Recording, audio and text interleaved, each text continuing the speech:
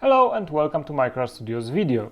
Today I will tell you some tips and tricks about working with different materials we provide, like resin, hard foam and some parts of HDF. Every of those materials requires different take and has different properties. So let's take resin, which is the staple of our production. This is a hard material. You can cut it with a knife. You can cut it with a hand saw, but it's not really necessary for the most part. It will sometimes have some air bubbles on the bottom side, but it's not really detrimental to the actual sculpt. Sometimes the sculpts have some details that need to be filed. This is similar to what you get with plastic models, like some flash and file. It just needs a little gentle scraping with a hobby knife of any disposition. I just use some cheap knife for house renovation, for the more hardcore, I would say, application with the models. Some models might have some things that connected to the actual mold left over, and this either requires some very vigorous scraping or in some cases filing. Now I recommend you to create yourself something like this, which is basically a piece of plywood and double-sided tape and coarse and fine sandpaper, and in this way you can just do something like this, and it's very easy to sand larger, especially larger like hard foam and resin pieces, and have them completely flat, because this is flat. And whenever you sand with a smaller file or with just a sandpaper, you always get this curve, so you don't really want this on your models. And then once you're finished with the coarse sandpaper, you can finish with the fine sandpaper and maybe add some extra touches with the knife.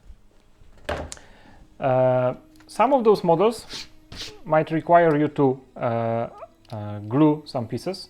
For example, the cars. Those cars are in one piece, and this one requires you to actually add the wheels of the car. So for resin, you use super glue. This is cyanoacrylate glue, which is in Polish in here because we are in Poland. So hello, we use Polish products sometimes. And this is a thick super glue, so it runs really slowly. And I use this custom needle made from the cotton tool for cleaning your ears. I don't know what's the proper English name. I'm sure that somebody would point me out in the comments down below. Yeah, but basically what you need to do is to make sure that there is no leftover resin, and the surface that you will glue to is flat. We don't really use that much of the mold release, so there is normally no issue with actually having to brush the models with paint thinner before you actually start to glue or paint them. But it is recommended for the best effect. Now for the super glue, I really recommend super glue activator, which is just a spray that you spray, add it a little bit of time, and it dries harder than the normal super glue and catches much quicker. So I cannot recommend this product enough. So you just glue all the wheels together. I'll do this off camera for the rest of the wheels. Now when it comes to the hard foam, some of our products are hard foam / HDF composite products, which means that, for example, this hard foam truck or hauler doesn't have the wheels. Now the wheels for this vehicle are in the form of a sheet of HDF, and what you have to do is to push all the not unnecessary pieces out of it. and then find the little connector pieces, because the pieces don't fall out of the sheet because there are some small tiny bits left not cut fully through. So you can either find them and just lose a wheel like that, or you can actually be more careful with it and just push it out, and you will also have two halves of the wheels. Now what you can do with those parts for the most part, and what I also do for the most part, is with the larger pieces, just don't care with cutting all those small connector pieces. They are designed in such a way that they are tiny enough that they shouldn't actually pose an issue. Just when you push those pieces out, you just have to gently cut them out, the pieces that were actually not cut but torn out. But on the smaller parts, like on, for example, this piece here, I would really recommend you to actually find those connector pieces and cut them, because by just using force you can actually damage the thin part that you are trying to assemble. Now with hard foam, there are some issues always. That's just the nature of the material. It is poured into the mold and it expands, and in some places it expands perfectly. In some places it is designed in such a way that the molds are designed in such a way that it should fill all of those places, and it fills them better than resin for the most part. But there are some places that tend to get some air bubbles, and this is really completely random because of the nature of the foam. So yeah, you just have to take this into account. But the material is much less expensive than resin, and it is much more lightweight, and is also quite tough. I'm really using a lot of force here, and all we get here is just those tiny little dents. So this is tough material. It is tough, but only the outside shell is actually tough. This is made by actually using the spray paint in the molds. So this is actually spray painted already. Not all of it is completely spray painted, as you can see. There are some places that have the actual foam showing, but most of them is spray painted. So you don't have to be very well, you can basically spray paint straight onto the foam. It wouldn't dissolve it or anything, it wouldn't react with it, so it's completely safe to spray paint it. What you can do with the foam is cut it quite easily. So we can cut it with a knife, or even easier, you can cut it with a hacksaw. And it goes really hard on the outer shell and very soft in the inside. So if I wanted to have just the cap of this van, I would.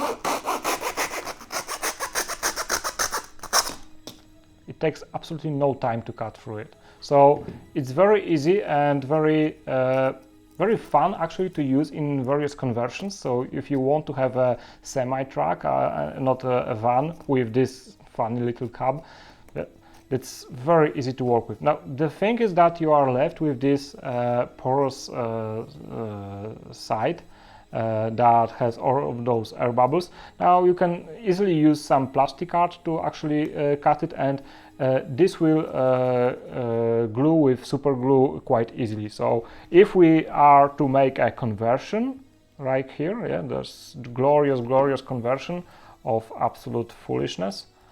Yeah, just glue this here, add some activator, rubbish, doesn't glue. Yeah, so yeah, disregard what I said. I actually used some super glue on it, but maybe it was this area and it was actually gluing there. So tough luck. So maybe just hot glue. I would recommend. Maybe try again. We'll see. Maybe give it a bit more time, because there is lots of those foam particles in here that may actually affect how the super glue is catching, because the super glue is actually catching all those small foam particles and not actually the hard foam. Yep. See, I didn't tell you complete bullshit. Okay, on to the spray painting. Always remember to shake your paint really well. Now, painting the hard foam and resin is pretty straightforward. You just clean them up with paint thinner, just spray them on. You have to still have somewhere to actually put the wet models into, so I'm using this box to actually put the models in. And you actually really, with models like this, you actually want to have them sitting on something. So you don't want them to spray paint them in your hand. And if you, in case you want to spray paint them from also underneath. Yeah. So start with the underneath, rest it on the roof, just like sit, dry for a moment. This way you don't get the point when the model is overturned and it's suddenly unpainted completely. So I prefer spray painting with black paint, just because this is a solid color and covers really the best of all the colors I have tried with, spraying with. So the hard foam and HDF.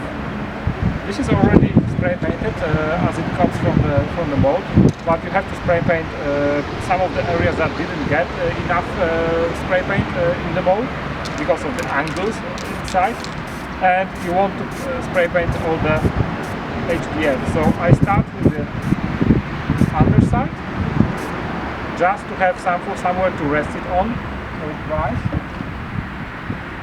And similarly with the Manati, no, not Manati, the pickle one.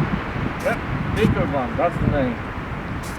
Yeah, just sort of all the angles will be spray painted. Second layer once it dries. Oops. So I was trying to be smart and didn't glue the railings, so I can actually have them in two positions to accommodate all the containers. But as you can see, you have to remember about these things. Then you grab one of those and it all comes apart. So spray as much of the underside as you can. Similarly with the tech crates, you don't really need to spray the underside, but in case you want to put them somewhere, I just do this anyway.